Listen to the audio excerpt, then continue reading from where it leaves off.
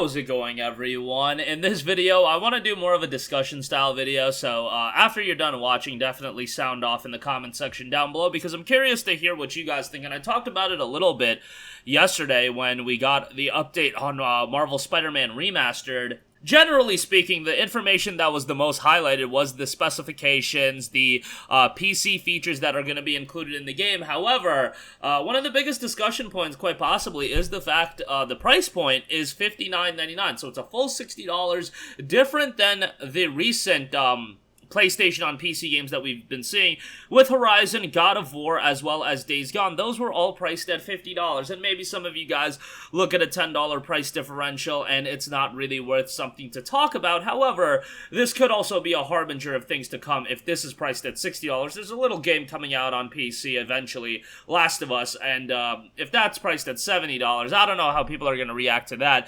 given that even the PlayStation community doesn't think that strongly about that $70 price tag and that it probably should be cheaper. But in the case of Spider-Man, I've seen the argument be made, hey, this is the remastered version of Spider-Man, hey, it includes the DLC. However, Horizon also included the DLC, so that argument kind of falls apart when you look at Horizon, and that was $50. And even then, $50 for God of War, Horizon, and Days Gone seems incredibly expensive. What probably happened is Sony realized that there's a lot of demand for these games on PC, and a game like Spider-Man, an IP like Spider-Man that does have as much cachet as it does, are the sales numbers really going to be affected that much if it's priced at $50 versus $60? At the end of the day, price point aside, if people really want something, they're going to pay whatever price it is, and Sony probably feels that Spider-Man is one of those games that people really want. However, Spider-Man is also a game that was released back in September of 2018. Then it got a remastered release that was locked behind the Miles Morales Ultimate Edition. You could not buy Spider-Man Remastered standalone. You had to buy Miles Morales Ultimate Edition. And now we're getting a third release of the game, and it's once again getting its price jacked up. I hate using the term cash grab just because at the end of the day, like, what is a cash grab? Like, everything's a cash grab at the end of the day. And these corporations, these businesses, their primary objective is to make money. I know a lot of people have allegiances towards, you know, certain companies, and I have companies that I really like. I like Sony as a publisher. I like, you know, Square Enix. I like a lot of Square Enix JRPGs. Sometimes Square Enix leaves me scratching my head, and their NFT business, I ain't down with that. But, you know, at the end of the day, we have to realize that these companies are out to make money, and if you want Spider-Man, if you want to, you know, hate on the $60 price tag, at the end of the day, don't buy the game.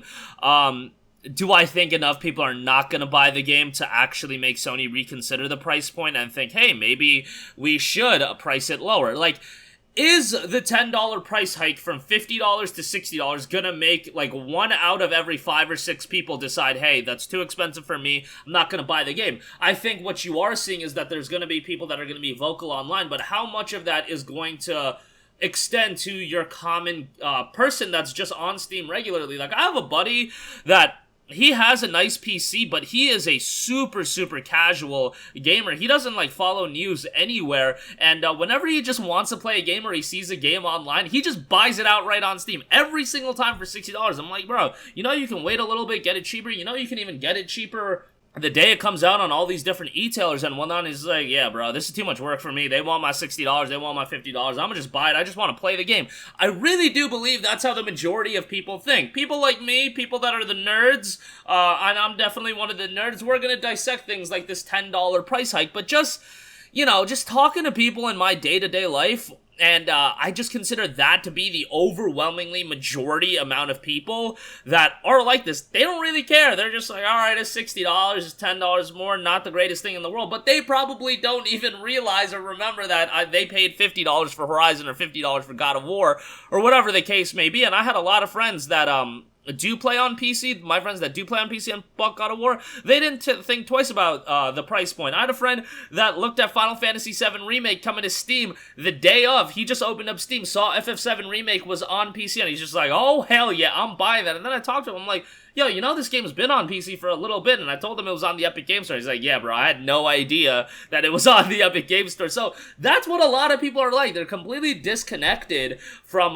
the ongoings, and obviously, that's probably the right way to live life. You can't be invested into gaming 24/7 But that also makes me think that, yes, it's being hiked up by $10, but do I think people are gonna still end up buying it in droves? Yeah, I think it's gonna be the top seller on Steam, and I think Nix is looking to do a good job with the PC port. Do I think it's overpriced? Absolutely. It's a 4-year-old game, but but like, me saying it's overpriced, like, can I even say it's overpriced if it's gonna end up selling the exact same amount of copies or close to the exact same amount of copies, and Sony's still gonna make, you know, close to, as much money or even more money than had they priced it at $50? I don't know, but to me, it's overpriced. I think to a lot of you guys, it's really overpriced given that it's 4 years old, and yeah, it includes the DLC, yeah, it's being upgraded for PC, but I think there's a real argument to be made that this should have been at $40, but let me know from your guys' standpoint, like, what do you think? I definitely saw a varied amount of comments on the last video where I talked about it briefly. People were like, this is gonna be the one time I spend $60 on a video game on PC, and then other people were like, bro, don't buy this game, don't support this kind of practice where 4-year-old games are being priced this highly, and I think that's just going to be a Sony MO. I mean, Sony's one of the first publishers that really did went gung-ho about $70 games. Last of Us Part 1 being $70, I think they realized, hey, people are going to buy our games, let's try to get as much money as possible out of them. I know there's also always the argument of, oh, there's inflation and whatnot, like, I'm not down to go down that pathway, but I just think $60 for a 4-year-old game, that's like pretty darn high. Let me know what you guys think in the comment section down below. I'm just rambling at this point, really just wanted to hear from you guys and see what you think. Sound off down below. Thank you for watching. I'll catch you guys in the next one. Peace out.